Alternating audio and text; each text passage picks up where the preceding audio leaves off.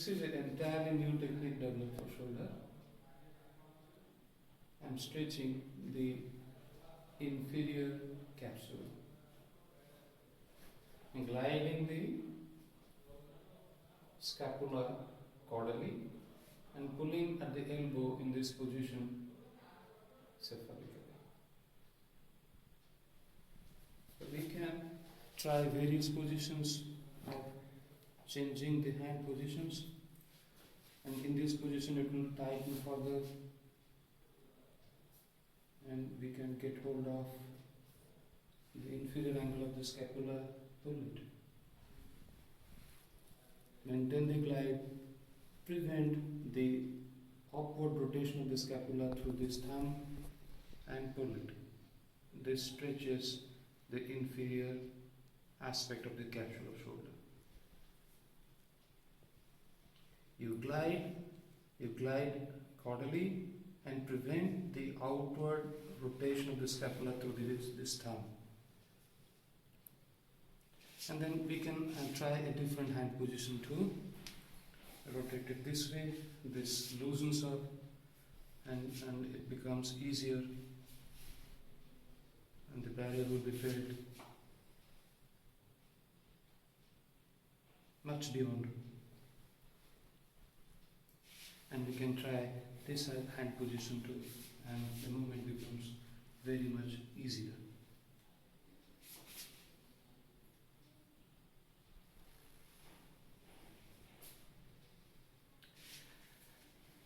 And then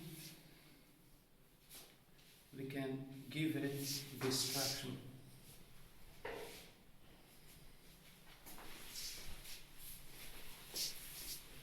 This is called a reverse hand like this.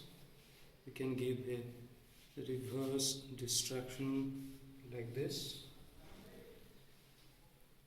So reverse distraction, and we can give a distraction of scapula away from the posterior thorax.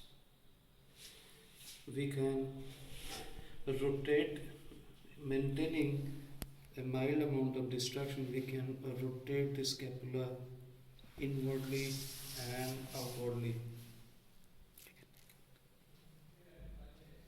Inward, outward, inward, outward, inward, outward, scapular distraction. Scapular distraction is very much easy from the thorax. This is scapular distraction technique, and this is another scapular distraction technique. We can combine it with traction on shoulder, and this is the reverse distraction. As we move more towards the glenoid, it is reverse distraction. This is scapular distraction away from the thorax, and it's still more effective technique. This is also it. And then the scapular inward rotation, then outward rotation, inward rotation and outward rotation of the scapula. Again, if we move closer, then we can give a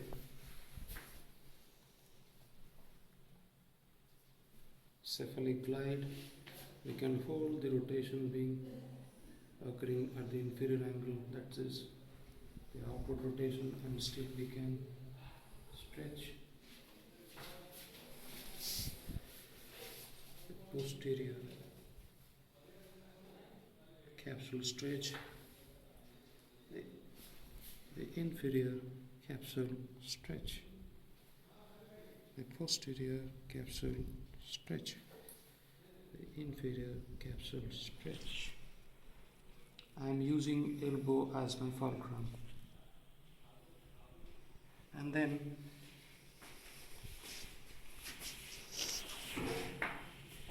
we can do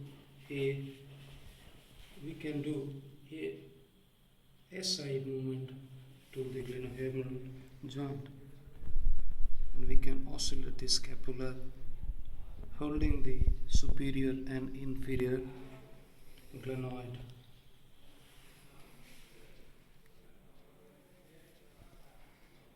Right? And then we can give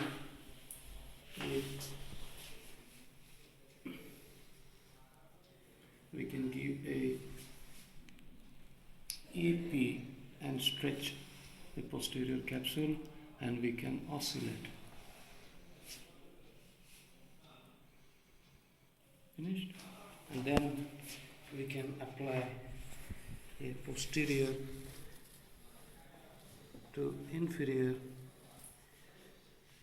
glide. Like this.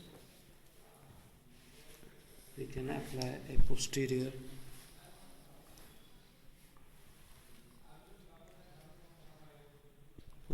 glide in horizontal adduction like this.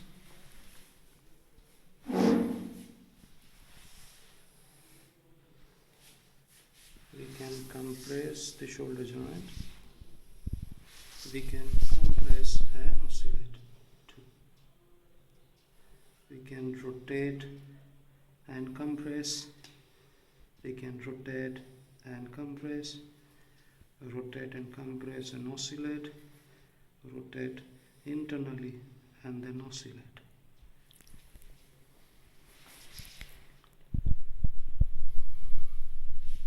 Yeah, that's it.